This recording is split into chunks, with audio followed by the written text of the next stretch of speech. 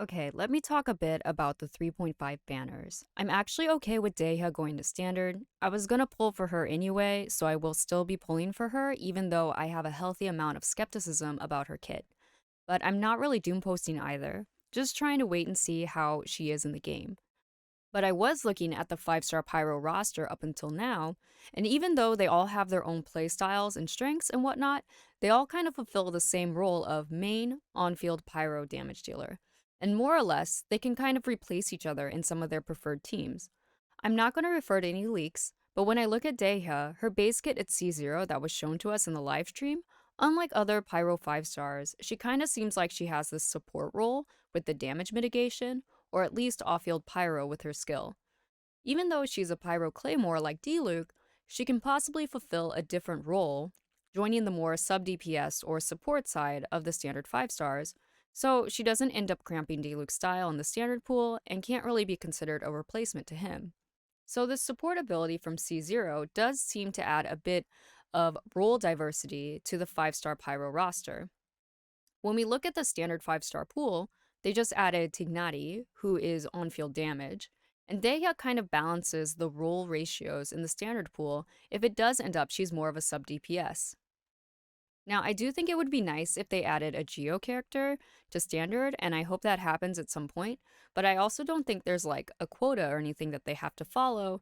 And based on kind of these observations, it does seem like they're trying to balance it in their own way. Now, should you pull for Dehya or not? Genshin has shown us time and time again that all characters can be built to clear all the content, including endgame. So I think we can rest assured Dehya will at least be able to clear content. The amount of investment, however, is what could be the issue for many players. Since she is a standard 5-star, it is possible to get her at any time after 3.5. So, in my opinion, if you have moderate uncertainty regarding if you want her or not, it might not be worth pulling in 3.5 and just waiting until you get lucky. Of course, if you really, really, really want her, like you love her design, her personality, or her story, and you want to spend more time with her in the game, I think it is worth pulling on her limited banner because it will be hard to tell when you will be able to get her in the future. The difference might be that instead, you can hold off of getting constellations and maybe just get one copy. My personal experience is that it took me 9 months to get D-Luke, even though I really wanted him from day one.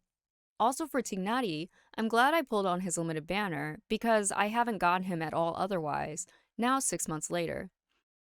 Anyway, I also want to comment a little on the Ayaka Shenhe banners. Shenhe oneers have been waiting a while, but this might actually be kind of a bad thing for some players because Ayaka and Shenhe can be used together on the same team.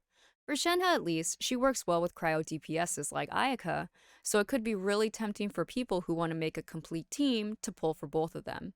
The fact they're running at the same time could be a heavy hit to the Primogem wallet.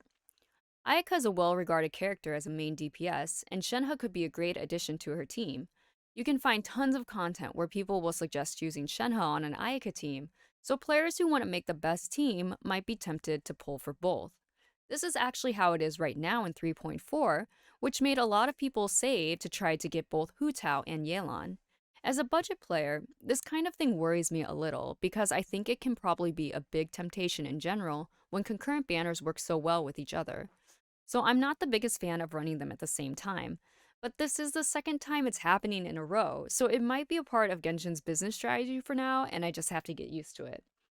Anyway, feel free to let me know what you think of the upcoming banners in the comments, and let me know if you're planning on pulling on any of them or not. Also, if you want to see Dehya in action, sub here for more Dehya content, as I will be pulling for her in 3.5.